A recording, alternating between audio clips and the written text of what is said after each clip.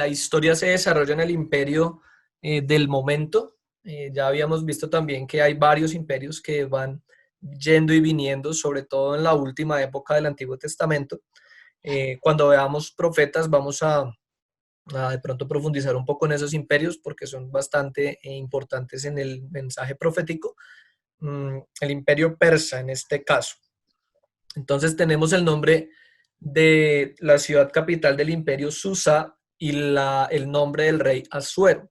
Todas estas son, ¿cómo llamarlo? Como apropiaciones del hebreo del rey Jerjes. Por ejemplo, el rey Asuero es el rey Jerjes I, seguramente el papá del rey Artajerjes, que es el rey en los tiempos de Esdras y Nehemías. Bien, entonces en ese sentido, Esther vendría a ser la madrastra del rey del tiempo de Nehemías. ¿Sí? O sea, no es la reina, no es la esposa del rey de Nehemías, pero sí probablemente sea la madrastra del tiempo del rey de Nehemías. ¿Listo? Eh, Esa es Esther. Ahí me adelanté un poquito del contexto histórico, pero era como para que nos ubicáramos. Se desarrolla entonces en el imperio persa, en la capital del imperio, y como mencionaba Luis Alberto hace un momento, Dios nunca es mencionado en el libro de Esther. Y por esa causa muchas personas pusieron en duda su canonicidad o su inspiración, y otros se atrevieron a añadirle al libro de Esther. Recordemos que cuando hablamos acerca de los libros apócrifos, aprendíamos que muchas o parte de las cosas que no eran inspiradas en el Antiguo Testamento eran adiciones al libro de Esther y al libro de Daniel. Entonces, en la Biblia católica, que bueno, contiene los libros apócrifos, el libro de Esther mantiene las adiciones, ¿vale? Pero evidentemente no son originales del libro y eso se sabe fácilmente por el idioma original en el que están escritos, ¿sí? Todos los libros apócrifos están escritos en griego, todos los libros del Antiguo Testamento que son canónicos están escritos en hebreo y también partes en arameo. Bien, entonces no hay ninguna parte en griego porque el griego vino pues mucho tiempo después con el imperio griego precisamente. Sin embargo, aunque no se nombra el nombre de Dios en todo el libro, sí se trata el libro de la providencia de Dios. La providencia de Dios es la actividad de Dios en medio de los acontecimientos humanos. Es decir, que aunque Dios no es mencionado, Dios sigue obrando y obra a través de los acontecimientos humanos. Es la manera en que Dios va obrando. Hay una definición que me pareció súper buena acerca de la providencia de Dios, que se las voy a dar, me acuerdan por favor, cuando lleguemos al propósito del libro. Pero es muy importante que comprendamos eso. Es posible rastrear, y creo que es lo que intenté hacer en la presentación de hoy, los acontecimientos providenciales de Dios a lo largo del libro. Es decir, cosas que sucedieron de una manera demasiado perfecta, encajando demasiado bien como para que sean solamente casualidades o coincidencias, sino que uno ve ahí Dios cómo va entretejiendo la historia de ellos a pesar de que no es mencionado.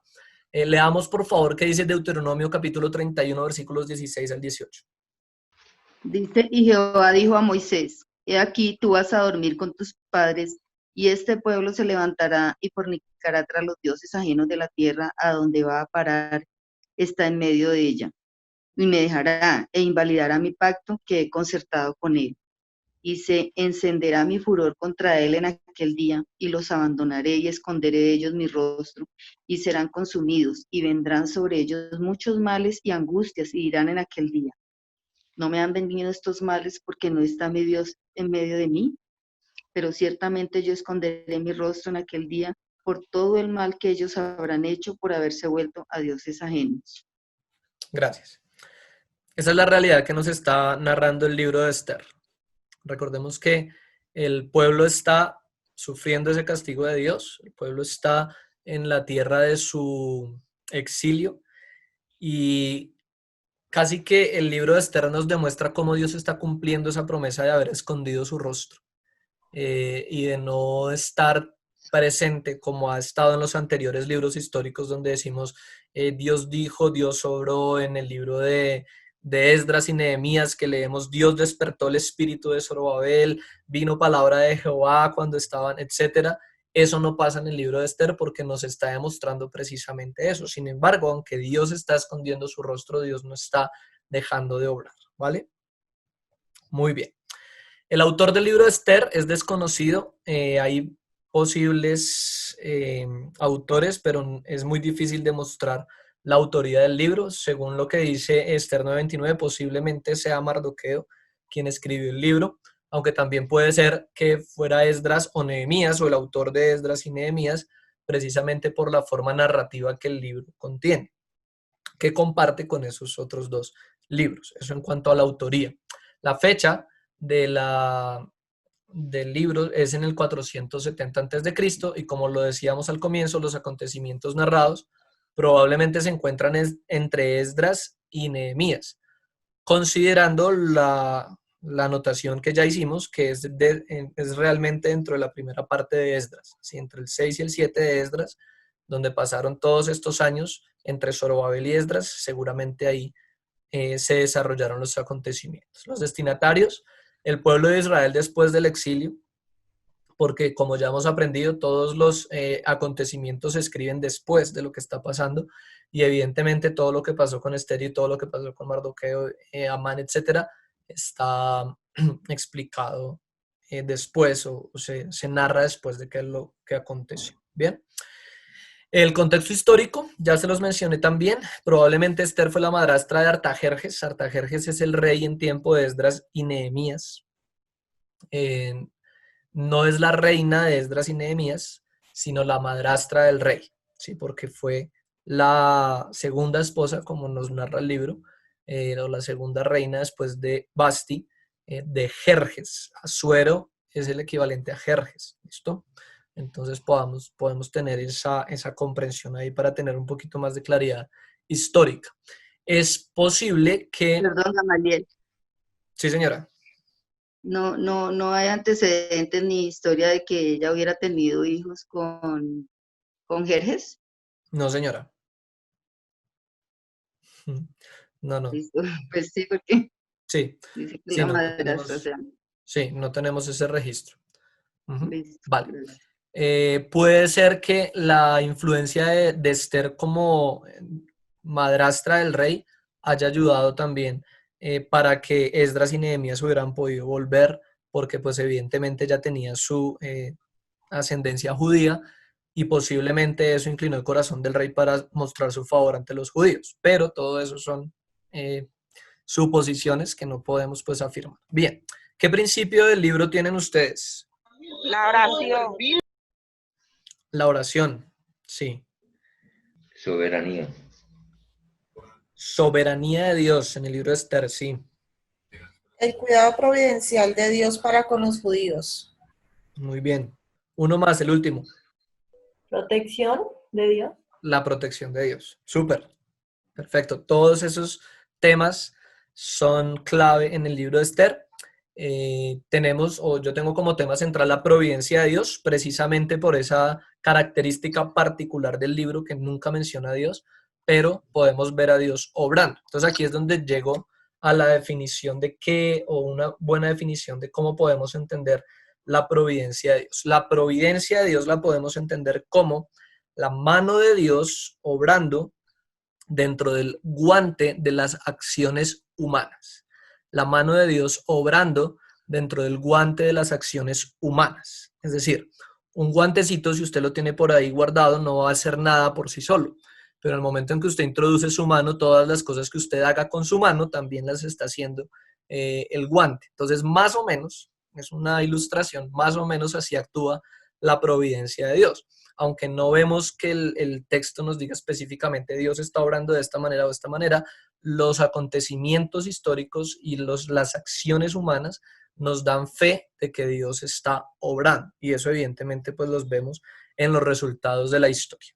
Entender la providencia de Dios es muy importante para todo hijo de Dios, porque es a partir de la providencia de Dios que nosotros conocemos mucho al Señor. y podemos entender mucho de Dios.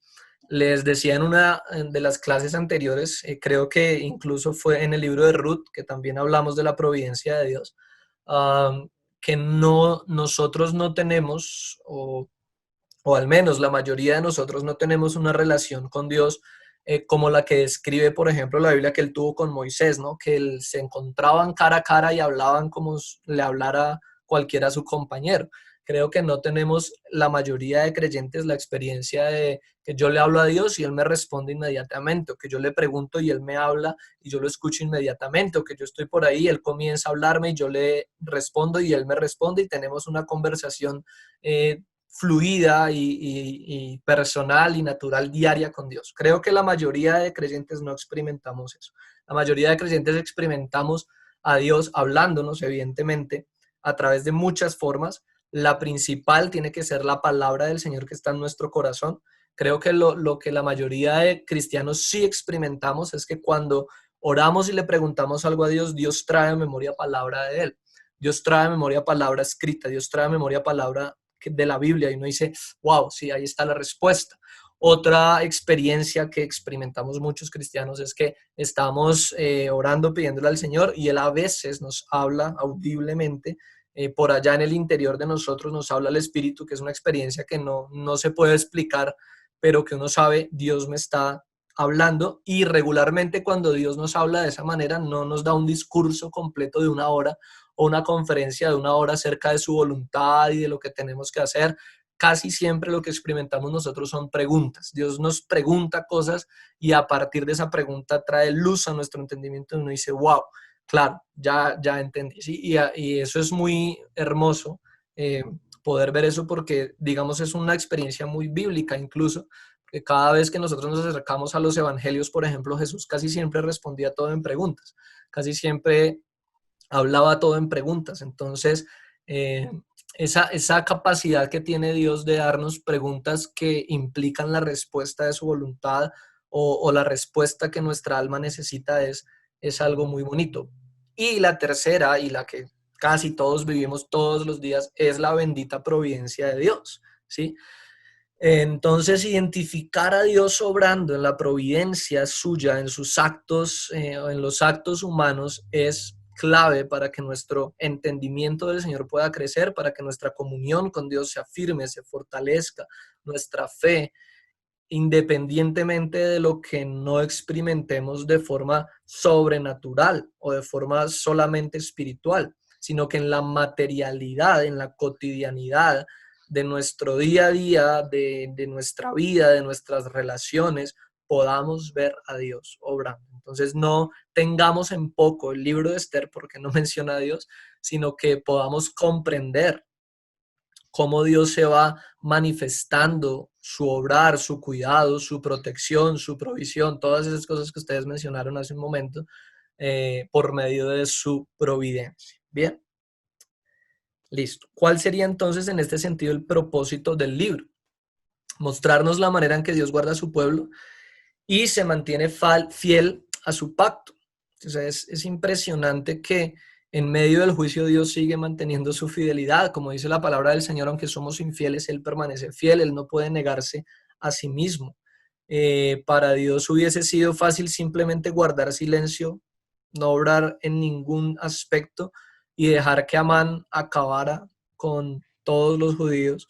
Si ese decreto se hubiera llevado a cabo, evidentemente todos los judíos hubieran muerto porque todos los judíos estaban bajo el imperio. O sea, no había, creo yo, un lugar tan lejano al que un judío pudo haber llegado en ese entonces que no estuvieran bajo el imperio. De manera que si todos los judíos del imperio hubieran sido arrasados, el pueblo judío ya no existiría.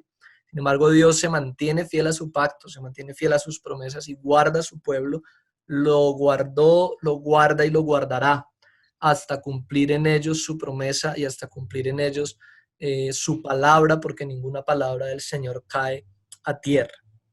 Esto es muy importante también, que podamos rastrear la historia del pueblo de Israel a lo largo de la historia humana, es ver también la providencia de Dios, ¿sí? Nosotros encontramos que ellos, al igual que nosotros, han sido rebeldes a la palabra del Señor, han sido duros de corazón, han sido desobedientes al Señor, pero sin embargo Dios siempre los guarda, Dios siempre ha mantenido su pacto y han vivido continuamente en un ciclo de amenaza de muerte, en un ciclo de amenaza de extinción, en ciclos de persecución universal, que solamente nos muestra la manera en que se desarrolla la historia, que también hemos aprendido que es cada vez simplemente en ciclos repetitivos con cada vez mayores dimensiones, ¿sí? Entonces, lo que sucedió, por ejemplo, aquí con Amán, fue creciendo y llegó a ser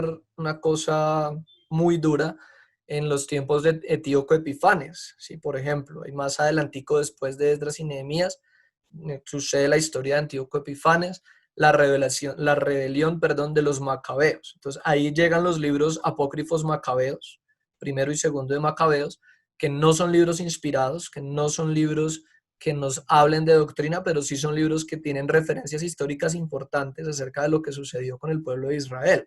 Entonces, por ejemplo, bueno, me voy a adelantar un poquito al devocional de mañana, pero lo que sucedió con la abominación desoladora en el templo, lo que hizo Antíoco Epifanes fue una abominación terrible, que fue tomar una cerda y derramar la sangre de la cerda sobre el altar del templo.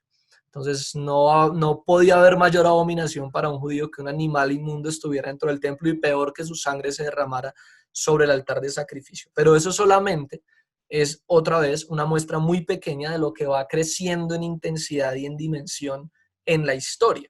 Entonces, después de muchos años, después de más de 1000 años, llega el señor Adolfo Hitler, ¿sí? Con la misma intención que tenía Mann, ¿sí? Que es destruir a todos los judíos. Tenían, hasta donde se sabe, una lista de 11 millones de personas que querían borrar de la faz de la tierra porque tenían ascendencia judía, y llegaron hasta 6 millones. Hoy lo han querido negar y cada vez lo van bajando más, ya 5, ya 4. Hay personas que han negado todo el holocausto y han dicho, no, nada de eso es cierto. Pero pues la realidad es que el pueblo judío siempre va a ser perseguido, y la mayor persecución, la de más dimensión, va a ser evidentemente la del anticristo, que va a traer en el tiempo final de la gran tribulación. ¿Ven? Entonces, Dios ha obrado y obra y obrará a través de la historia del pueblo de Israel providencialmente. Entonces también es una buena manera en que podemos ver la obra de Dios. Ahora, no quiero que lleguemos a ninguno de los dos extremos. El extremo de decir todo lo que le sucede al pueblo judío, absolutamente todo, es una manifestación de la obra de Dios, o tenemos que apoyar todo lo que la nación de Israel hace porque son el pueblo de Dios. No funciona así. Esta afirmación de que dicen que Israel es el reloj profético de Dios, a mí me parece un tanto riesgosa, porque si no comprendemos bien esta parte, que no todo lo que suceda ya tiene que ver con Dios, porque evidentemente ellos hacen N mil cosas en contra de Dios, ¿sí?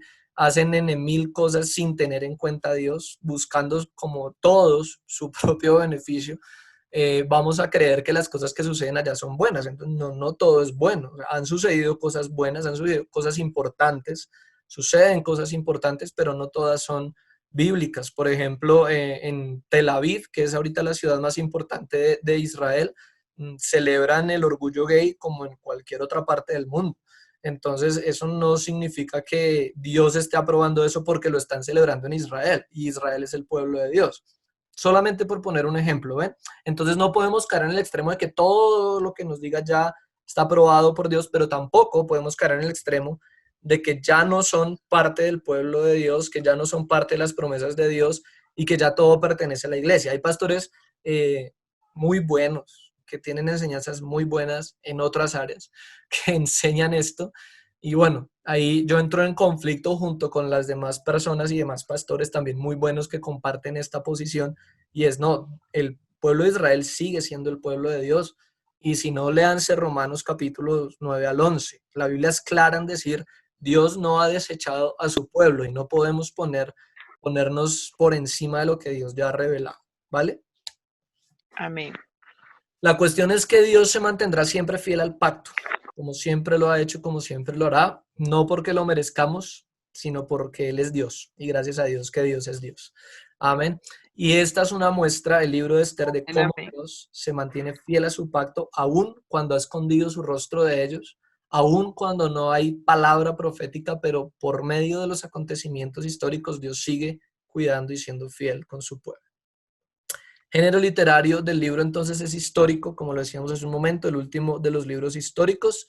Y yo tomé esta estructura para nuestro estudio. Sé que es un poco larga, estamos acostumbrados como a estructuras muy cortas, muy resumidas. Sin embargo, la tomé así para que nos hiciera más explícita de pronto el área o el momento en el que Dios está obrando providencialmente, ¿vale? Pero igual si ustedes tienen una estructura más corta, más resumida, está bien. ¿Listo? Bueno.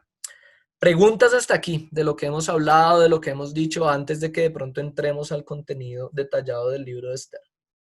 Gama, yo tengo una pregunta.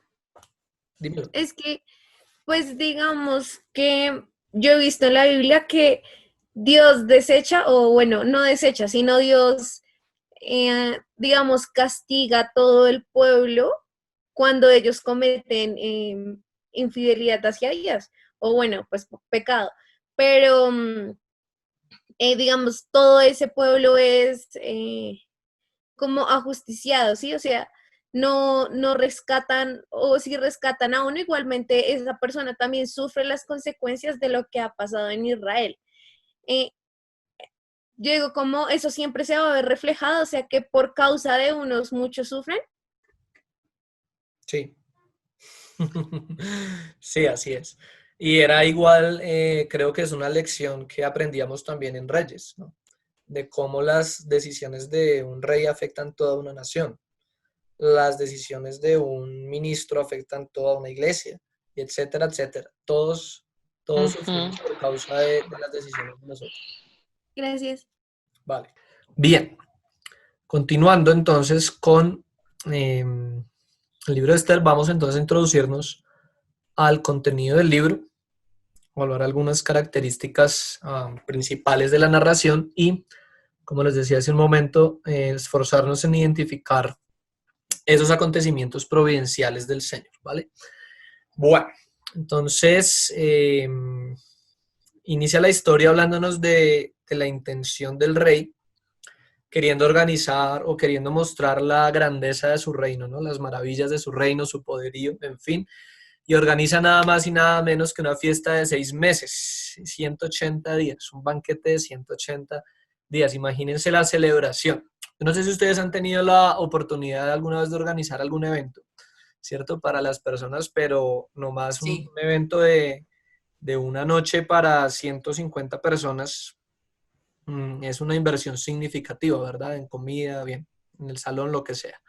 En Ahora todo. imagínense un evento no para 150, sino para miles de personas, porque como ustedes pueden darse cuenta si ustedes buscan en internet y el tema, la expansión del imperio persa era mucha y el deseo precisamente del rey del imperio era mostrarle a ese pueblo, a los príncipes de ese pueblo, casi que de cada nación que hacía parte del imperio, su poderío y su riqueza y su capacidad económica. Esa era la intención de hacerlo. Entonces, la fiesta les duró 6 meses, o sea, 6 meses manteniendo esa cantidad de gente es porque de verdad se tiene las posibilidades de hacerlo, si se tiene el dinero bien.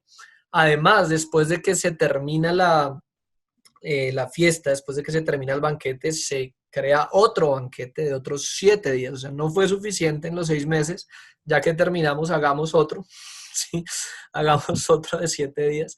Y ahí estaban todos los príncipes, las gentes de todos los pueblos viendo la grandeza del reino de Dios. Dicen algunas fuentes que la intención del rey Jerjes al al hacer este banquete tan extenso, con invitados y príncipes y gentes de todos los pueblos, no era solamente como mostrarles a ellos lo bien que iba el imperio, sino animarlos a entrar en guerra contra los griegos. Entonces lo que estaba haciendo él prácticamente era mostrarles, si los puedo mantener a ustedes aquí 6 meses, puedo mantener una guerra contra los griegos. Era básicamente su intención, mostrar su autoridad, su capacidad y su poderío.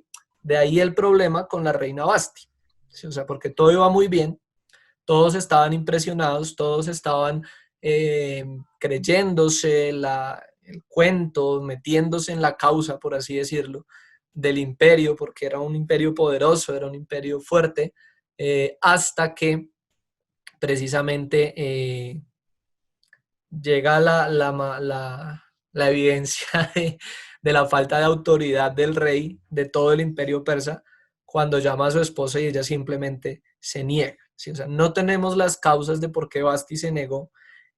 Era absolutamente ilógico que Basti se negara a ir al llamado del rey. O sea, no hay ningún sentido ni cultural, nada, que nos pueda explicar, sino solamente la providencia de Dios. O sea, el primer acontecimiento providencial de Dios fue precisamente ese acto de rebeldía de la reina Basti de no ir al llamado del rey. Entonces, de ahí para allá muchas conjeturas se pueden hacer, que estaba cansada, que estaba ocupada, que lo que sea, pero realmente es que culturalmente no tenía ninguna excusa para decir no voy, ¿sí? La única explicación a eso es Dios. La única explicación a eso es que Dios permitió que Basti se rebelara, que Basti no obedeciera el llamado del rey para, pues evidentemente, darle a Esther el cargo que tenía Basti. Entonces, por eso en nuestro documento decimos que este es el primer acontecimiento registrado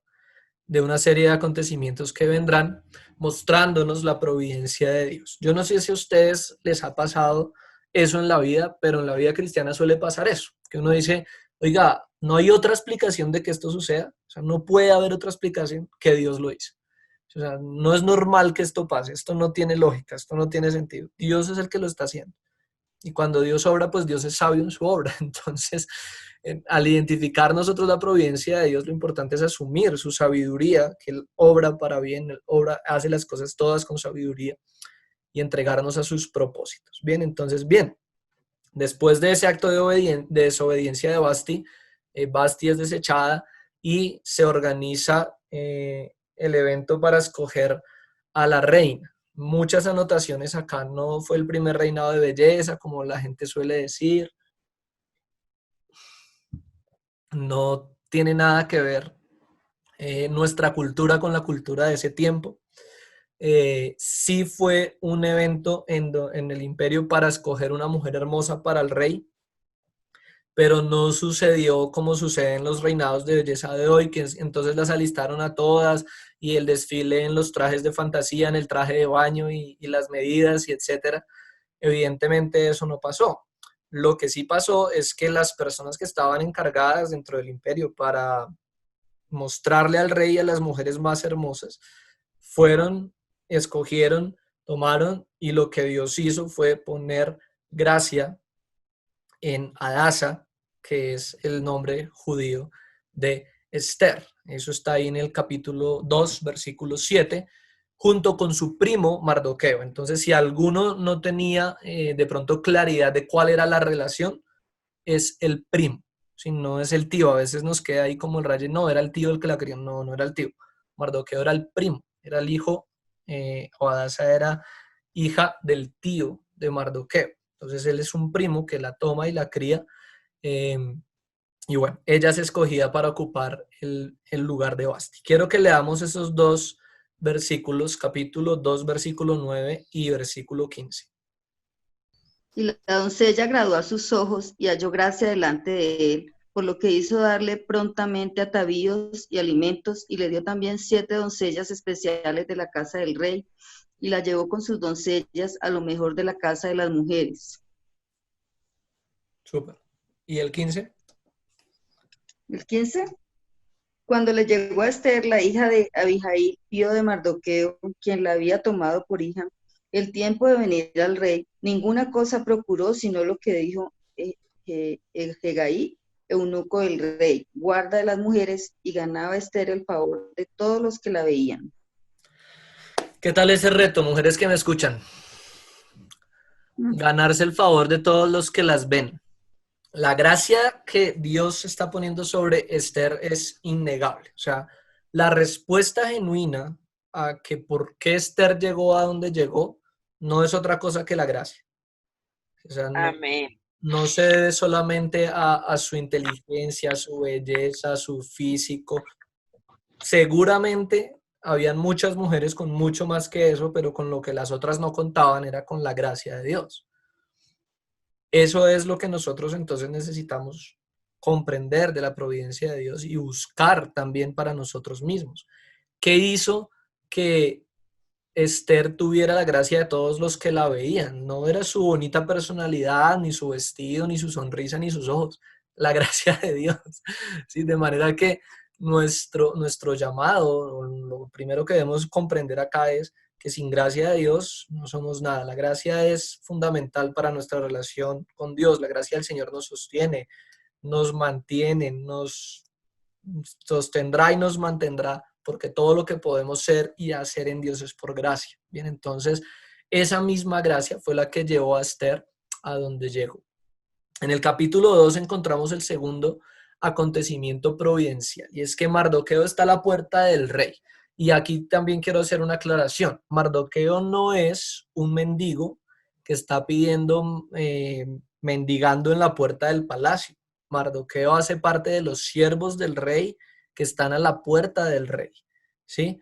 Entonces, estando Mardoqueo en su lugar de servicio, estando Mardoqueo en la posición donde él estaba, escucha a dos sirvientes del rey que estaban conspirando contra él, y aquí es donde vemos la providencia de Dios. O sea, ¿por qué esos dos se fueron a hablar allá? ¿Por qué Mardoqueo los pudo escuchar? Pudo haber sido en cualquier otro lugar, pudo haber escuchado cualquier otra persona, incluso nadie pudo haberlo escuchado. De hecho, si nosotros vemos la historia universal de Asuero o de Jerjes, realmente lo asesinaron al final. O sea, murió asesinado, ¿sí? Pero ¿por qué en esta ocasión Mardoqueo pudo escuchar? Por providencia de Dios, ¿sí? Mardoqueo pudo escuchar, denunció el asunto al rey, enviando la razón con Esther. El asunto se investiga y los conspiradores son ahorcados, ¿sí? Y el otro asunto providencial de Dios es que eso se registra en las crónicas del rey, ¿sí? O sea, si nosotros estudiamos las conspiraciones en contra de los reyes, eso era el pan de cada día. O sea, eso no era ninguna novedad, ¿sí? O sea, que es como hoy que nos digan alguien se contagió de COVID. Oh, qué novedad. Entre miles de personas que se contagian diariamente, ¿sí? O sea, las conspiraciones en contra del rey no eran ninguna novedad. Que descubrieran una conspiración contra el rey no era ninguna novedad. ¿Por qué se registró eso en las crónicas? Por la providencia de Dios, ¿sí? En todas esas cosas nosotros vemos cómo Dios está obrando providencialmente. Llegamos al capítulo 3 y encontramos un dato muy importante de Amán, Amán Agageo. ¿Sí? Y no podemos pasar eso por alto porque es la palabra del Señor la que nos está mostrando el trasfondo cultural de dónde venía Amán y por qué había ese encuentro o ese conflicto entre Amán y Mardoqueo. El hecho de que Mardoqueo no se inclinara ante Amán, aunque el rey lo había ordenado, no nos habla tanto de la consagración de Mardoqueo, de no inclinarse ante nadie, porque seguramente habían muchos judíos y seguramente esos judíos sí se inclinaban sin ningún problema ante Mardoqueo, a pesar de que eran judíos y tenían ese mandamiento de no inclinarse ante los hombres. Pero recordemos que ellos ya se habían alejado de Dios, ellos estaban adorando a otros dioses, o sea, no tenían ninguna intención de obedecer la ley del Señor donde estuvieran. De hecho, todos están, como la mayoría de nosotros, estamos siempre buscando las cosas que más nos convienen para que no nos den de baja, sobre todo ellos que estaban en riesgo pues de su propia vida. Entonces, el hecho de que Amán, de que Mardoqueo no se incline hacia Amán, va en una cuestión mucho más profunda, y es que Amán es agageo. No sé si la mayoría pasamos eso por alto, y el tema es que es un descendiente del rey Agag, rey de Amalek. Primera de Samuel, capítulo 15, versículos 7 al 9. Y Saúl derrotó a los amalecitas desde Avila hasta llegar a Sur, que está al oriente de Egipto. Y tomó vino a Agag, rey de Amalek, pero a todo el pueblo mató a filo de espada. Y Saúl y el pueblo perdonaron a Agag y a lo mejor de las ovejas y del ganado mayor, de los animales engordados, de los carneros y de todo lo bueno, y no lo quisieron destruir, mas todo lo que era vil y despreciable destruyeron. Gracias. ¿Quién se acuerda del contexto de esa historia? ¿Qué ha pasado? ¿Qué está sucediendo? Rápidamente. Pues que Saúl Samuel. desechó lo que Dios le había mandado, porque él tenía que matar a todo, o sea, a todo, no dejar nada vivo. Entonces lo que él hizo fue tomar, pues como dice ahí, lo mejor como para el botín de ellos, y pues desechó lo que no le parecía que le convenía. Muy bien. ¿Qué le pasó después a Agag? Saúl lo mató. ¿Quién? ¿Qué? A Samuel. Samuel. Samuel le quitó la cabeza, ¿no fue? Sí. Sí, así es. Samuel llegó con el celo de la palabra de Dios y le gritó a Saúl en la cara: obedezca, hermano, así es que se obedece.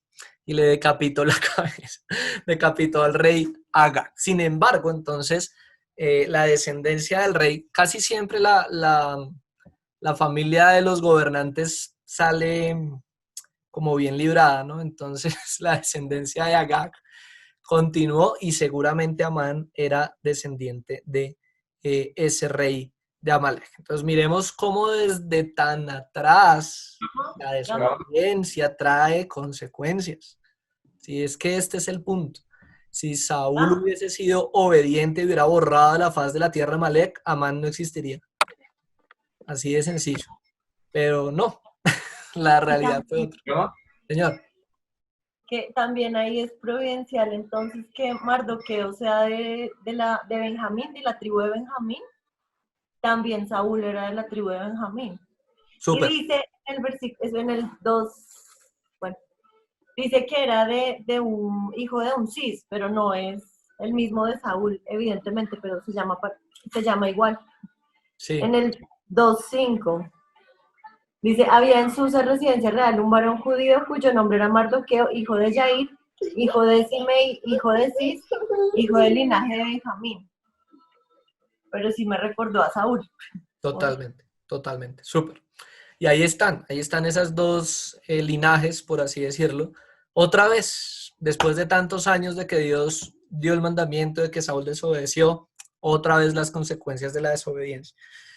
Cuando nosotros no le obedecemos al Señor, no podemos medir ni siquiera las consecuencias de nuestra desobediencia, ¿sí? Nadie se iba a imaginar, y nadie en los tiempos de Saúl se iba a imaginar decir: hombre, si usted deja a los amalecitas vivos, después cuando venga tal imperio va a salir un señor Amán y nos va a querer borrar a todos, entonces bórrelos usted mejor antes de que ellos salgan con esas. Pero no, sí, o sea, Dios seguramente sí lo sabía, pero el mandamiento igual fue desobedecido y ahí tenemos consecuencias de la desobediencia. Bien, Amán entonces hace parte de los príncipes de la ciudad. Es exaltado por el rey Asuero, quien el rey mismo manda que todos se postran ante él, pero Mardoqueo evidentemente se niega. Entonces Amán toma esa acción de Mardoqueo mucho más que personal, ¿sí?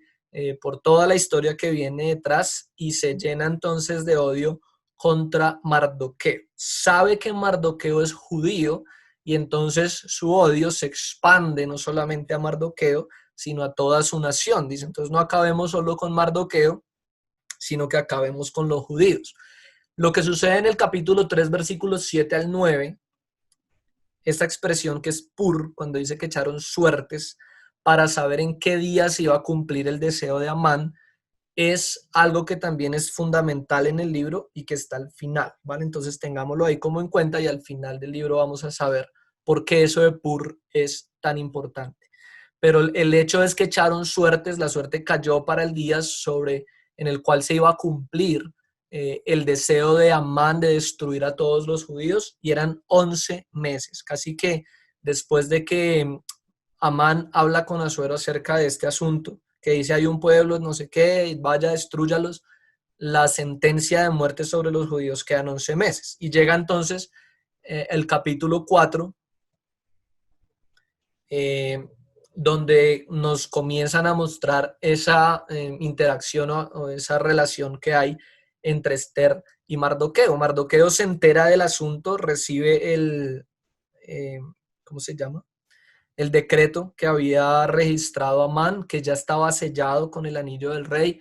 Dice que comienza a ser luto por que hay una sentencia de muerte sobre el pueblo, pero me encanta porque cuando habla con Esther o le manda la razón a Esther, le dice, va a haber liberación y alivio de alguna parte. O sea, usted no crea que Dios nos va a dejar, aunque no menciona a Dios, su confianza se manifiesta y dice, de alguna parte va a venir liberación y alivio, pero si usted no mete las manos al fuego, si usted no se da la pela que se tiene que dar, usted y su familia sí van a ser borrados. Casi que lo que le está diciendo Mardoqueo a Esther, o mandando decir realmente, porque no podían hablar personalmente, pero la razón es, no crea que usted va a pasar de agache, ni que nadie se va a enterar, ni que si nos quieren eliminar a todos y usted no hace nada, a usted no le va a pasar nada por estar en el castillo.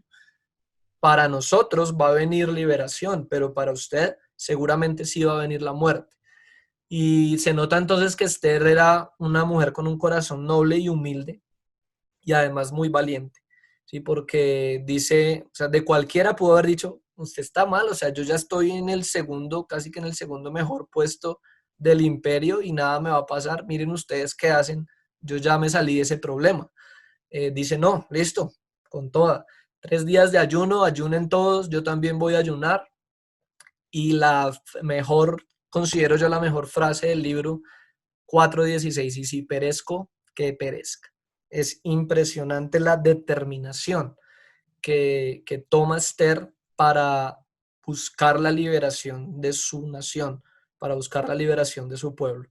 Entonces ella sabe que también, o sea, si para ellos la sentencia de muerte estaba a 11 meses, para ella la sentencia de muerte iba a estar en 3 días, porque si ella iba a ver al rey sin que la llamara y llegaba ya como a presentarse y el rey no le extendía su báculo, evidentemente lo que le corría pierna arriba, decimos nosotros, es una sentencia de muerte. Entonces ella dice, listo, yo voy a ayunar, ayunen ustedes también, y bueno, que pase lo que tenga que pasar. Evidentemente, la gracia de Dios, otra vez, obrando en ella, halló gracia ante el rey, y yo creo que lo que Dios permitió que Asuero viera en Esther era esa diferencia que había entre Esther y Basti, porque evidentemente de lo que alcanzamos a implicar de la narración, Basti era una persona sumamente indiferente al rey, mientras que cuando el rey se siente buscado por Esther, dice, hey, como que le intereso, como que está ahí interesada al menos en estar conmigo, en hablar conmigo, y esa gracia que Dios pone sobre la vida de Esther es también providencial, ¿vale? Entonces,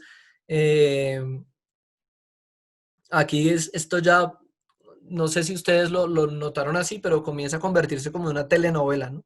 El libro de Esther es una telenovela con todas las intrigas, con todas las historias de amor, con todas las, ¿sí?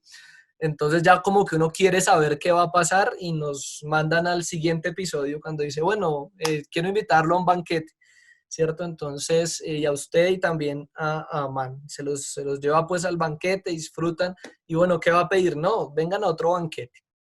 Pero ahí en esa mitad, en ese entretiempo de banquetes, está entonces la ironía de Dios, que, o sea, si uno cree que Dios no tiene sentido del humor, hay que leer el libro de Esther, porque Amán sale del banquete, dice que alegre en su corazón del vino, y sale otra vez del palacio y otra vez ve a Mardoqueo que no se la arrodilla y se llena de ira y dice, no me voy a aguantar esto más, manda construir una horca en su casa y dice, ahí voy a colgar a Mardoqueo, y de una vez después de que termina de hacer la horca se va donde el rey a pedirle permiso para colgar a Mardoqueo en esa horca. Pero mientras él está haciendo eso en su corazón, Dios está obrando providencialmente a favor de Mardoqueo, mostrando de nuevo su fidelidad, mostrando de nuevo su amor. Entonces, mientras Amán está planeando cómo acabo con Mardoqueo, Dios está obrando para que Mardoqueo sea honrado. Eso a mí me parece fenomenal. Entonces, mientras está pasando, mientras está construyendo la horca en la casa de Amán, el rey está en su cama leyendo las crónicas del rey. porque providencialmente no puede dormir, porque providencialmente le piden que lea las crónicas y providencialmente leen lo que Mardoqueo había hecho al comienzo de la historia, al salvar la vida del rey. Eso no tiene otra explicación. O sea, las crónicas que pudo haber leído Asuero pudo haber sido cualquier otra cosa, cualquier otra parte del libro, cualquier otra parte de la historia. Pudo haberse leído otro libro, otro escrito, pero Dios estaba obrando providencialmente a favor de Mardoqueo. Entonces, lee la historia de lo que Mardoqueo había hecho, pregunta, bueno, ¿y qué le hicieron a Mardoqueo? ¿Cómo le agradecieron? ¿Qué pasó con eso? Y le dicen, no se le ha hecho nada, no se le ha honrado. Y en ese justo momento, llegan, entonces pregunta el rey, ¿quién está en el patio? Y le dicen, allá está Amán. Y Amán venía con la intención de decirle al rey que lo dejara colgar a Mardoqueo, pero antes de que Amán hable, el rey le dice, bueno, ¿cómo vamos a honrar al hombre que el rey quiere honrar? Y Amán en su orgullo y en su egocentrismo dice, llegó mi hora esperada, ahora sí voy a dejar de ser el segundón, ahora sí voy a tener lo que siempre he querido, la honra que me merezco, y comienza a hacer el plan. No, pues que le vistan la vestidura del rey, que le pongan la corona del rey, que vaya en el caballo del rey, y no contento con eso, que algún príncipe de los más importantes vaya clamando delante de él, este es el hombre al que el rey honra, dice Amán lleno de saliva en su boca, sí, por esa honra. Entonces la respuesta de Asuero bota todo por el piso y le dice, así tal como has dicho, que no se te olvide nada, nada, hazlo con Mardoqueo. Y que ese príncipe importante que va a llevar el caballo y va a promulgar la honra, que seas tú, por favor. Es impresionante. O sea, yo leo eso y digo, wow, o sea, Dios es tan fiel. El que se enaltece siempre será humillado y el que se humilla siempre será enaltecido.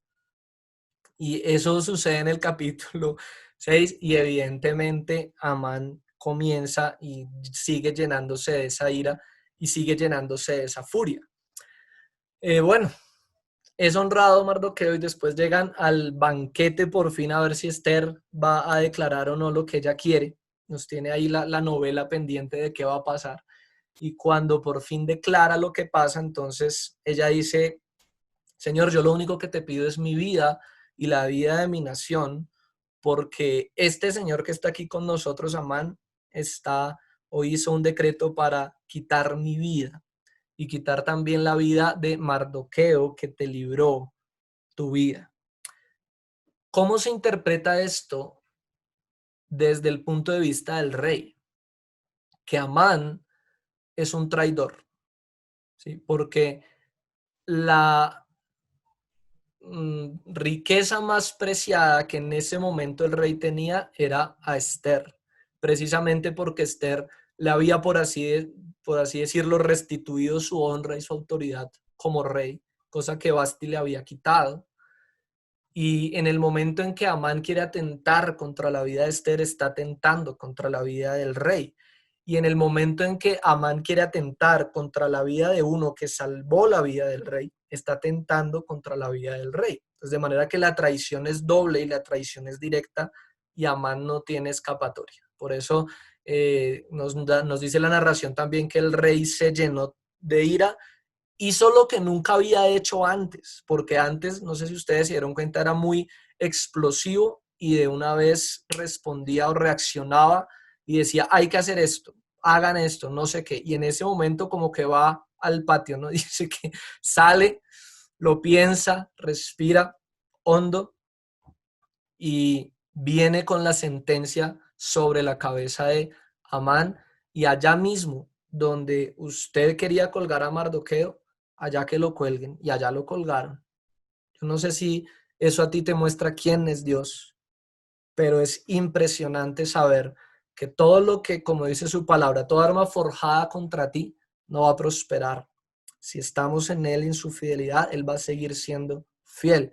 Y lo que construyen para colgarte, allá van a quedar colgados en la providencia de Dios. Entonces, el cuidado del Señor es impresionante. Bien, sin embargo, todavía está el problema del decreto. Y hay algo que es constante dentro de las leyes imperiales, que también nos habla de la ley del Señor y de la justicia de Dios.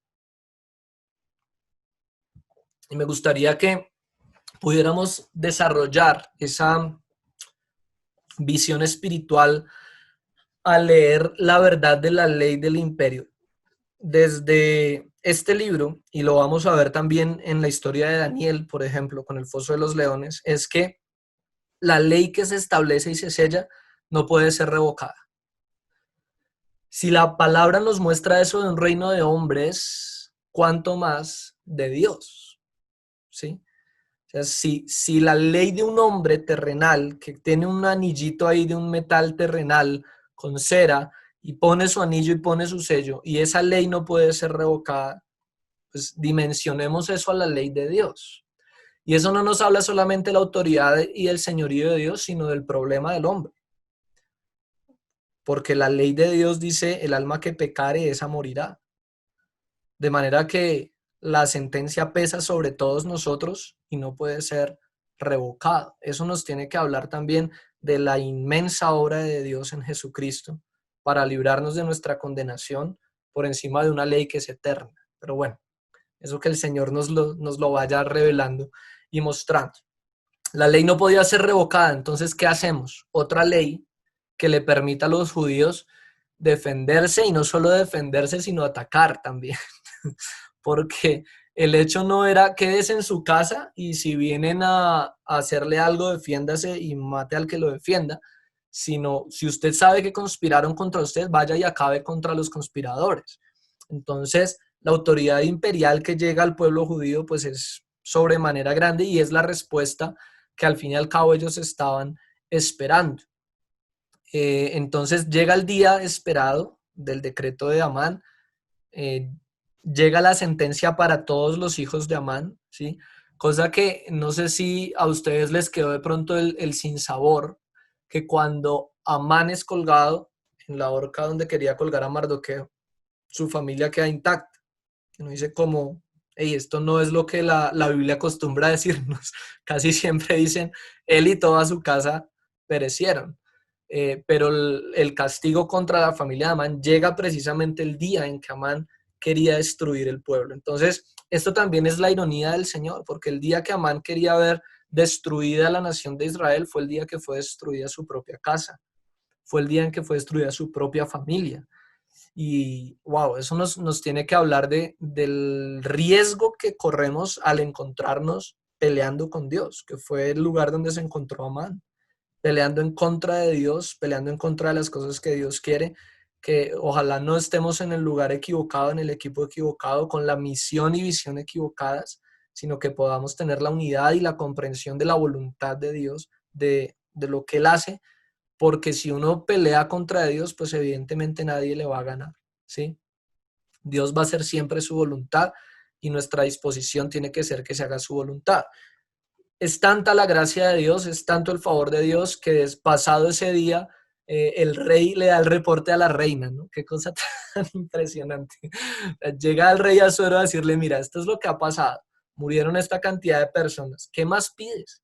Y no está haciendo una pregunta irónica ni con rencor ni odio. ¿Qué es lo que más quiere? A ver, ¿qué más va a pedir? No. Hay una disposición en el corazón del rey de agradarla, de que ella quede complacida.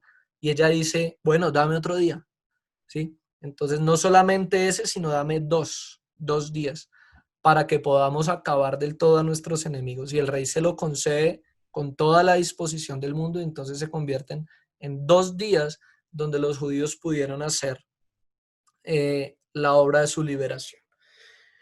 Todo esto termina en lo siguiente. Al fin y al cabo, el libro de Esther es un libro etiológico, que ya hemos visto que nos explica el origen de algo, y el origen no es nada más y nada menos que la celebración de la fiesta del Purim. Por eso era importante el término Pur que mencionamos al comienzo, en 379, ¿sí? Una fiesta que hasta hoy se celebra recordando cómo Dios trajo liberación a los judíos, y termina no solamente en que fueron restituidos, que se pudieron defender, sino que además Mardoqueo fue elevado de su posición a la posición que Amán tenía. O sea, no pudo haber un mejor cierre para la historia. Nadie escribe mejores historias que Dios. Es impresionante.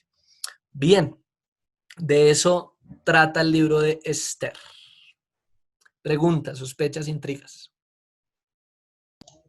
Cuando Mardoqueo se viste de cilicio y bueno, creo que Esther se entera y le manda a los servos a preguntarle como, hey, ¿qué te pasa? Porque estás de luto.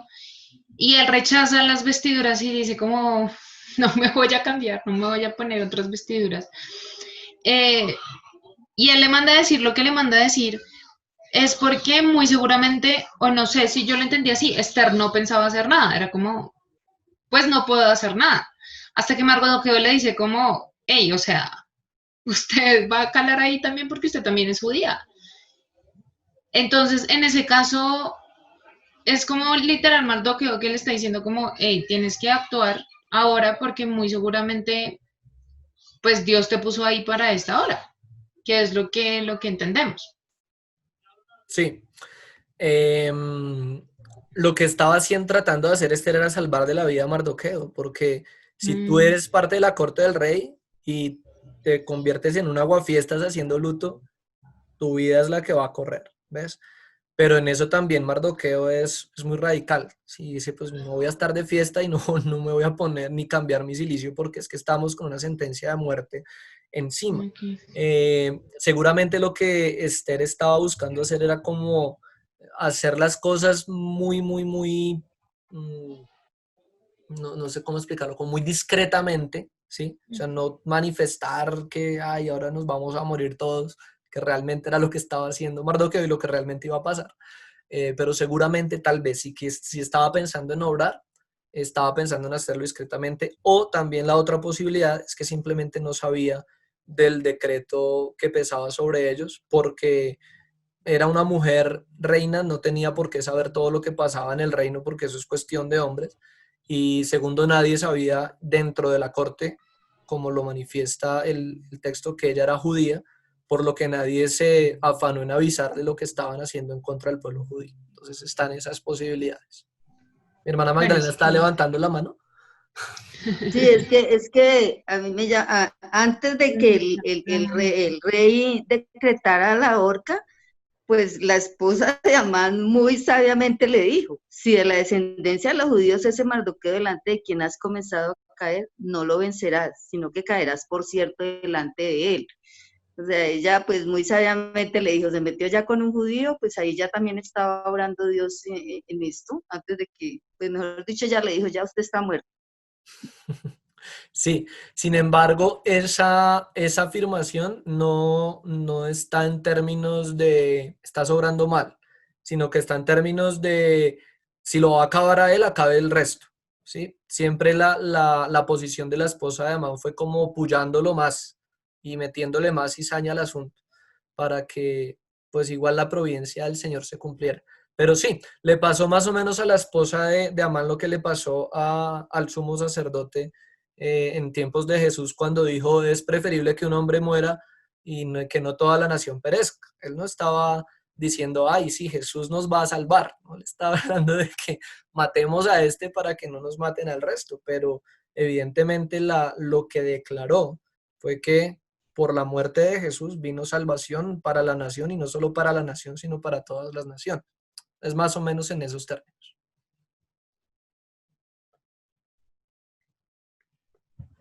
Bien, Gama, ¿hay yo tengo más una preguntas? pregunta con respecto al papel de la mujer. Es que una vez yo estaba hablando y estaba buscando predicaciones y bueno, estaba hablando con Chris y él me comentó que hay unos predicadores que dicen que, digamos que la mujer nunca debe, o bueno, está en la Biblia está estipulado que la mujer nunca debe pastorear, que la mujer no debe hacer ciertas cosas que están destinadas para los hombres. Pero digamos, yo veo a Esther y Esther tuvo un papel muy importante siendo mujer. Entonces, ¿una mujer debe o no, digamos, ejemplo, em, ser pastora y pues hablar de Dios? Y pues también dicen que es por la situación, o sea, como que porque los hombres no lo hacen, entonces sencillamente es la mujer a la que le toca jugar ese papel. Juli, hay algo que pasa dentro de la iglesia y es lo mismo que nos sucede con el cesacionismo. ¿Sí? Recuerda que hemos hablado de que hay iglesias de sana doctrina, de buen conocimiento de la Biblia, que no comparten con nosotros la opinión que sigan vigentes los dones del Espíritu Santo eh, y que sigan vigentes algunos ministerios ni las profecías. Entonces nosotros decimos sí, sí siguen vigentes. En ese sentido también hay algo que se llama igualitarismo, por si lo quieres investigar, y es esa posición que dice que delante del Señor para los dones y los ministerios todos somos iguales, que Dios no hace acepción de personas, ¿ves? Que así como Dios le entrega el don y el llamado del pastorado a un hombre, también se lo entrega a una mujer, porque Él no hace acepción de personas. Sin embargo, nosotros compartimos una visión moderada del igualitarismo, en el sentido en que una mujer puede ser pastora, pero lo que no puede pasar es que una mujer casada no esté sujeta a su esposo. ¿Ves? O sea, puede ser pastora, puede pastorear en tanto si es casada que esté sujeta a su esposo. O sea, una cosa no le quita a la otra, ¿sí? Sino que más bien una depende de la otra. En ese sentido lo O entendemos. sea, una persona, una mujer que no esté casada no puede ser pastora. ¿Una soltera no podría? No necesariamente, no. Yo estoy hablando en el caso de una mujer casada, que si es casada y es pastora debe estar sujeta a su marido. Si Dios la llama, también evidentemente. O sea, nosotros no creemos que sea una condición ministerial delante de Dios. De pronto delante de nuestra cultura y delante de la práctica pastoral, evidentemente es mucho más efectiva una mujer y un hombre casados, ¿sí?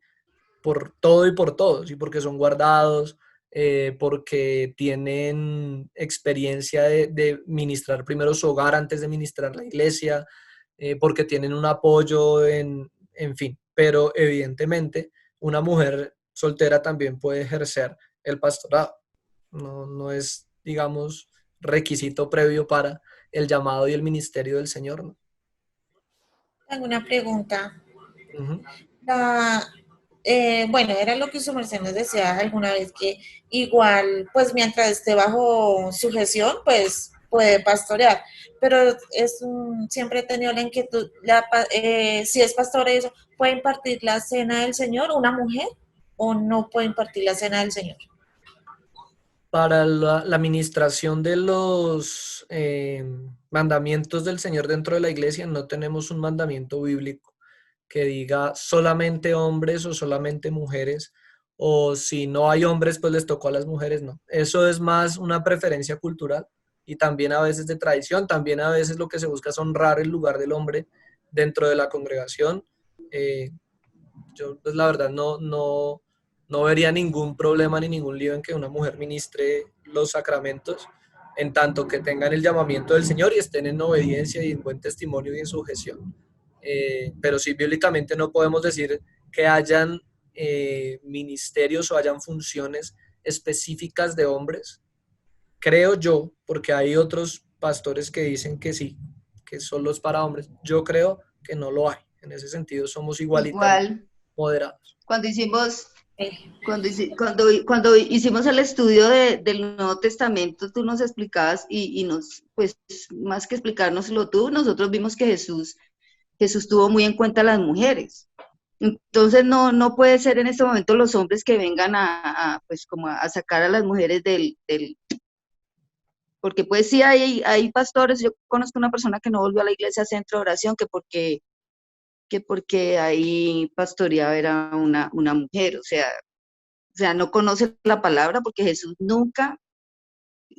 fue el que más involucró a las mujeres en su ministerio. Sí, así es. Así es. La cuestión, mi hermana Magdalena y todos los que me escuchan, es que siempre estamos en el riesgo de los dos extremos, ¿sí? Dentro del machismo y dentro del matriarcado. Entonces, siempre nuestra naturaleza pecaminosa nos va a llevar a una de las dos y ninguna de las dos está bien. Lo que necesitamos es buscar el equilibrio divino y el diseño de Dios de cómo ejercer el ministerio, aún siendo hombres sin ser machistas, pero también siendo mujeres sin caer en el matriarcado, porque eso tampoco es el propósito del Señor, y viene todo el cuento de Jezabel, ¿no? Y el asunto. Bueno, pero eso es otro tema que no voy a tocar ahorita. De pronto en Isaías lo tocamos. Bien, ¿preguntas de Esther? ¿Ninguna otra? Listo. Me voy a introducir entonces a Job. Les pido disculpas si me ausento ahorita unos 2 o 3 minuticos, que tengo que atender un asuntillo y vuelvo. No se vayan a desconectar ni se vayan a ir, simplemente me voy y vuelvo si debo irme, ¿listo? Bueno, como les decía al comienzo, entonces hoy vamos a hacer solo una introducción breve al libro, ¿vale? Y dentro de 8 días sí nos metemos de lleno al tema de la poesía hebrea, de Dios hablándonos a través de esos libros poéticos, de cómo esos libros nos enseñan, pero un montón de cómo Dios quiere que vivamos, que pensemos, que actuemos, que busquemos. Creo que uno de los libros que ningún adolescente se debe perder es el libro de Proverbios y Eclesiastés. O sea, si usted tiene hijos jóvenes, adolescentes, regáleles la lectura de ese libro junto con usted, póngalos a leer Proverbios y Eclesiastés y verán cómo por medio de la palabra del Señor llegamos a ser jóvenes sabios y no jóvenes necios, porque la palabra del Señor dice que la necedad está ligada al corazón del muchacho, ¿cierto? Pero que con la vara se corrige y se le quita. Y Proverbios es una buena vara. Listo, vamos entonces a ver hoy algo acerca del libro de Job.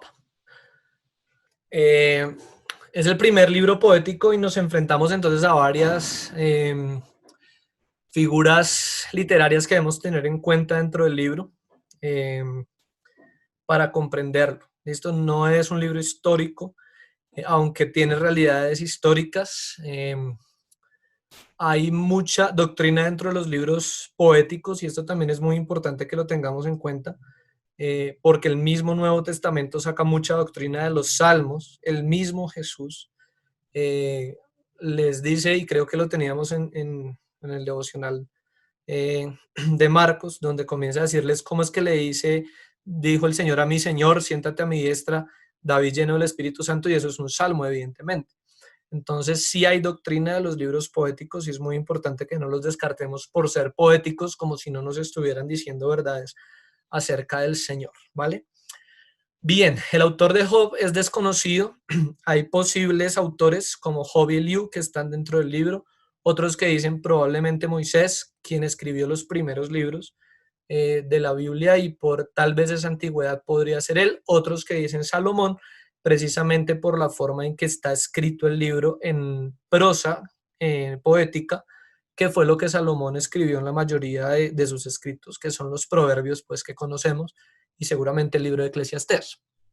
Pero realmente el autor como tal no podemos decir es tal autor. La fecha también es desconocida, sin embargo los acontecimientos que están dentro del libro se ubican en el tiempo de los patriarcas, ¿vale? Entonces, si ustedes recuerdan el cronograma que tenemos, Job está por allá, a la izquierda abajo, dentro de la narración del libro de Génesis, ¿no? En el tiempo de los patriarcas. Muy bien. El género literario es prosa y poético, ¿no? Entonces, realmente es un poema que viene enmarcado por 2 narraciones. Cuando decimos prosa es un discurso, ¿sí? Que es el discurso de introducción y el discurso de conclusión, pero realmente el libro es un poema. ¿Qué principio del libro tiene? El sufrimiento. Sí. Yo tengo soberanía, sabiduría y amor de Dios. Súper. ¿Uno más? Yo tengo el sufrimiento. Sufrimiento. Muy bien. Entonces, tenemos en el material los 2 principios, soberanía de Dios, propósito, explicar el sufrimiento de los buenos. Uno de los libros más vendidos de los últimos, ya creo que son más o menos 10 años, es un libro que se llama ¿Por qué le pasan cosas malas a la gente buena? ¿Quién me puede responder esa pregunta? Pues, o sea, digamos, yo que estoy leyendo Job, pues evidentemente es porque, bueno, hay varias preguntas, ¿no? Pero porque, pues una puede ser por pruebas, porque el cristiano necesita ser probado y necesita ser moldeado. Entonces, se puede decir eso, pruebas y pues para que el cristiano llegue, o sea, como que llegue con ese carácter que Dios quiere hacer en él. Y es mostrar Ok. su gloria. Y mostrar su gloria es otra, sí. Ajá, Mi mamá me amén. estaba diciendo y mostrar su gloria, sí. Ok. Esa es la que más. Sí, Perdón, sí. Luis habla. Hable, Luis. Bueno, yo pienso que partiendo desde el principio que no hay nadie bueno en esta tierra y todo amación viva para esta edad, porque Cristo lo dijo, solamente el bueno era Dios. Entonces de ahí parto, nadie es bueno. Muy bien. Muy bien. ¿Qué más? Porque ¿Qué Jesús más? también lo dijo, ¿Qué dijo Jesús? que en el mundo tendríamos aflicciones, pero pues tenemos la confianza que Él nos dijo que Él estaría con nosotros todos los días. Entonces eso es una confianza de que pues no por el hecho de que seamos cristianos, no vamos a sufrir ni vamos a tener pruebas, pero estamos seguros que Él siempre está con nosotros ahí pues ayudándonos. Amén. Bueno, En cambio, yo Pues, pienso También, que y también para mostrar una dependencia hacia Dios, ¿no? amén. Una dependencia hacia Dios, porque a veces pensemos que todo es por mí, por mí, por mí, y no es por mí, es por Él, porque Él así lo quiere. Amén. es que, bueno, no sé, Dios es Dios y nosotros somos creación.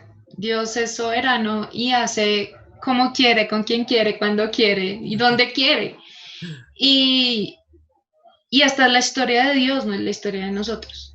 Entonces, finalmente Dios es el que conoce el pasado, el presente y el futuro. Y solamente Él hace las cosas porque Él quiere y no tiene que explicarle absolutamente a nadie porque decide tantas cosas que nosotros como humanos no entendemos. Eh, entonces, es solamente pararnos frente a Dios y decir, Señor, haz lo que tú quieras y pienses, porque finalmente yo soy la creación. ¿Y por qué le voy a decir a Dios por qué lo haces o no lo haces? Entonces, él, o sea, la maldad existe porque Dios quiere que exista. Ya, porque Dios permite que así sea. Y esa es una de las razones por las cuales nosotros debemos estar tan agradecidos de que podamos tener la vida que tenemos. Amén. Porque nos Y yo, permitió. Es yo lo único. pienso también que, perdón, Vivi, yo pienso también que tiene que ver el sufrimiento con la fidelidad de Dios, porque Él tiene propósitos eternos. Nosotros a veces tenemos propósitos terrenales, Así ¿sí? es. Entonces, eso tiene que ver mucho con la fidelidad de Dios, primeramente con su palabra y luego con el propósito de su creación. Amén.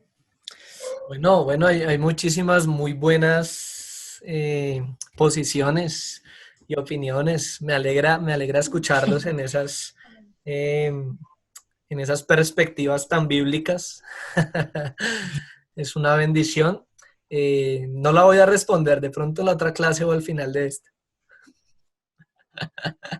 Pero vamos por buen camino. Dijo el Señor Jesús, no es tan lejos del reino de los cielos.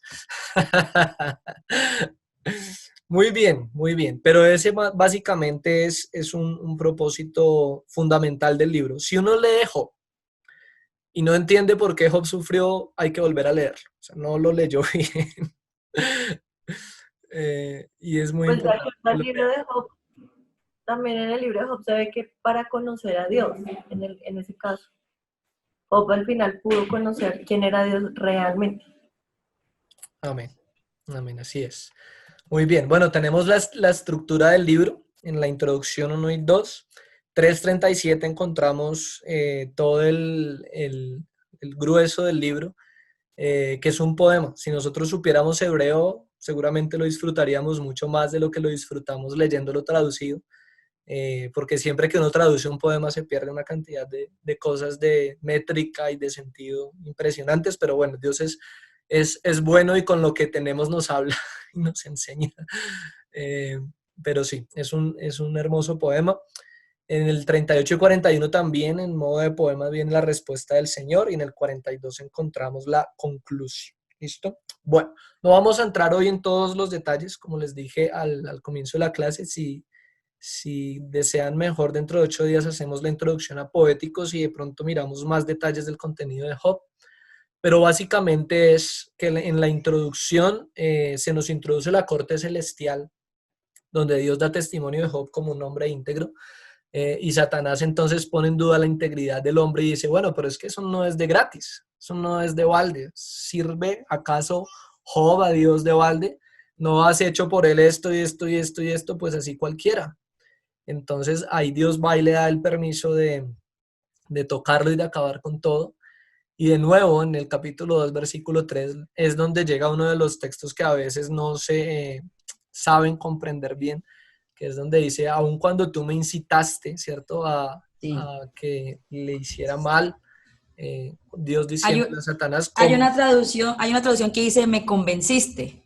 exacto, como si Satanás pudiera tener algún control sobre Dios, ¿vale? La intención de la figura literaria que se utiliza ahí es mostrar que Dios no tiene ninguna culpabilidad en el mal, ¿sí? Sin embargo, y hago aclaración en esto, el libro de Lamentaciones, la palabra del Señor dice claramente que Dios procede del bien y el mal. Y Dios no tiene problema con eso, o sea, no hay que defender a Dios delante de las cosas malas que pasan en el mundo como si eso le restara soberanía o poder a Dios. Sobre eso seguramente volveremos en la próxima clase, pero quiero dejar noción de que la soberanía de Dios y el poder y el conocimiento y la bondad de Dios y el amor de Dios no se restan por la realidad del mal en el mundo. Lo que el libro entonces está mostrando es que no fue Dios quien se ensaña a hacerle mal a Job, sino que precisamente permite que el instrumento que Dios ha creado para destruir, destruya, así como también dice la palabra, yo he creado al destructor para destruir, ¿sí? Que eso está dentro del plan soberano de Dios, no es porque Satanás tenga la posibilidad de influenciar a Dios, ninguno la tenemos, nadie la tiene. Dios no necesita consejo, ni necesita opinión, ni necesita nada porque Él es pleno en sabiduría y perfección. ¿Bien?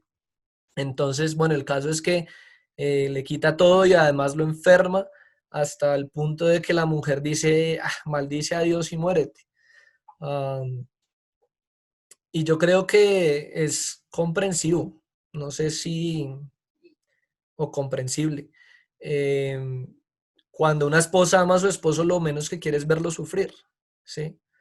Y creo que en esa frustración de no poder hacer nada por él, buscamos la salida más rápida. Entonces, si maldecir a Dios le va a traer la muerte y va a hacer que usted pueda parar de sufrir, hágale, pare de sufrir y no se ¿Cristiana? aguante. Señora. ¿Ella no temía a Dios? Es que ese es precisamente el punto al que quiero llegar. Es una implicación a la que se ha llegado y precisamente por la respuesta de Job, yo pensaría que sí. Porque si ella no temiera a Dios, Job no hubiera hecho la comparación ni le hubiera dicho como una mujer necia has hablado. O sea, si ella hablara siempre necedades, Job no hubiera hecho esa aclaración de decir, oiga, está hablando como una mujer necia porque siempre había hablado como una mujer necia. Pero en ese aspecto donde le dice, maldiga a Dios y muérete, él dice, hey, no hables así porque tú no acostumbras a hablar así. Estás hablando como no se debe hablar. Pero igual es comprensible la crisis. Y esto es algo que también nos muestra mucho el libro de Job. La crisis existencial que tiene el libro es fenomenal, o sea, me parece genial, porque esta es el eslabón perdido y la piedra en el zapato de toda la teología de la prosperidad, ¿no? Que dice que si nos portamos bien, entonces cero enfermedad, cero ruina, cero crisis, cero necesidad, y hay que tener fe y declarar y proclamar y decretar y desatar para tener bendiciones cuando nada de eso mengua la soberanía de Dios. Entonces, es súper interesante el libro en este sentido. Bien, voy a seguir en la introducción. Pastor, Sí. Es que leyéndome el libro de Esther y con respecto al de Job, yo puedo ver, o no sé si se puede hacer, pero yo veía como ese paralelo con la iglesia, porque nosotros estamos llamados a interceder, la iglesia, ante un mundo que se está perdiendo, ¿cierto? Y eso representa, en mi opinión, para mí, pues, el libro de Esther, ¿sí? Y en el libro de Job, en cuanto a que los creyentes sí estamos, o sea, también pasamos por sufrimientos, Amén. ¿cierto? No estamos exceptos. Entonces yo veo como esa similitud ahí, como que para que nosotros como iglesia sepamos los roles que tenemos dentro de este Amén. mundo, ¿sí? Amén. Sí, señora. Muy válida la lectura en ese sentido. Sí, señora.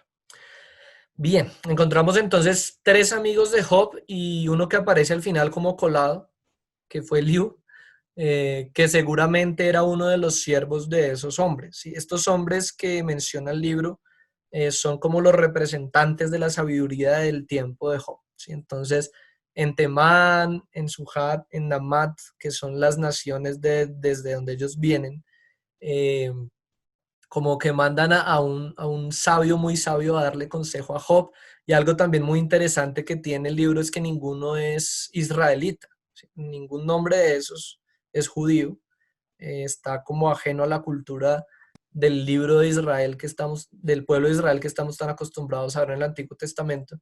Y nos está mostrando, considero yo que el autor nos está mostrando es precisamente cómo se queda corta la sabiduría de los hombres y la sabiduría del mundo, aun cuando quieren, entre comillas, librar a Dios, ¿cierto? De la condenación y evidentemente no lo logran, ¿no? De la Sí, condenación que digo Job está haciendo. es que yo quería decir que, pues sí, que realmente ellos no, o sea, ellos no entienden lo que está pasando, pero pues lo que ellos dicen no, o sea, no, yo veía que no era tan malo, o sea, no decían cosas que uno dice, uy, no, ya está pecando contra Dios y mejor dicho, no, decían cosas bellas de Dios. Sin embargo, obviamente lo que tú dices, ellos no tienen como ese conocimiento de qué es lo que está sucediendo realmente. Y lo más importante es que no tienen el conocimiento de Dios, porque ahí mismo en el libro al final Dios dice, no hablaron correctamente de mí y por eso mi ira se encendió contra ellos y Job tiene que presentar un sacrificio a favor de ellos. Entonces la realidad es esa, eso está en el 42:7. No hablaron correctamente de Dios. Y sería bueno que en la lectura que hiciéramos miráramos por qué Dios dice eso, qué parte de la realidad de Dios que deberían haber hablado, deberían haber testificado, no hicieron. Sería muy bueno que lo pudiéramos identificar, entonces ahí les dejo esa espinita en el corazón, porque lo que dice Juli es verdad, o sea, si uno lee el libro, ellos no hablan de otra cosa de que Dios es justo, de que Dios es bueno, de que Dios es creador, de que Dios aborrece el pecado, ama la santidad, trae bendición sobre los justos, que es soberano. Entonces, ¿dónde está lo que está mal? Sería muy bueno que en nuestra investigación personal lo identificáramos. Igual si les queda la duda, en la próxima clase la vamos a resolver. ¿Listo? Y al final entonces se encuentra por fin Job con el Señor después de tanta queja y después de tanta crisis. Dios le dice entonces, venga, cierre la boca, póngase serio, póngase los pantalones, cíñase y hablemos. Y lo que evidentemente se manifiesta es la ignorancia y la absoluta impotencia de Job. O sea, Job estaba envalentonado y de hecho al comienzo del libro dice, si él me probara yo saldría como oro. Eh, pero cuando se encuentra con Dios realmente lo único que tiene que decir es, me arrepiento. Porque hablé cosas que no sabía y cosas que no entendía, pero ahora mis ojos te ven. Y creo que esa es la mayor recompensa. Ya para terminar, considero yo que entre todas los bienes y el bienestar que Job podía decir y se podía decir de él que tenía al comienzo del libro, le faltaba lo más importante y lo más valioso, que era el conocimiento de Dios. Y por medio de toda su prueba y por medio de todo el sufrimiento, al final puede decir, de oídas te había oído, mas ahora mis ojos te ven. Eso da sentido a todo el sufrimiento del mundo, eso da sentido a todo el dolor que podamos experimentar, decir, si me dolió un montón, me sentí re mal. Job llegó a maldecir el día que murió, dijo que lo cubra de tinieblas, que no sea bendito, que ojalá hubiera sido abortivo. Señora, el día que nació, sí, perdón. Ya que nació. El día que nació, eso demuestra esa crisis y ese dolor tan profundo. Decirme, hubiera preferido no haber nacido a pasar este dolor que estoy pasando.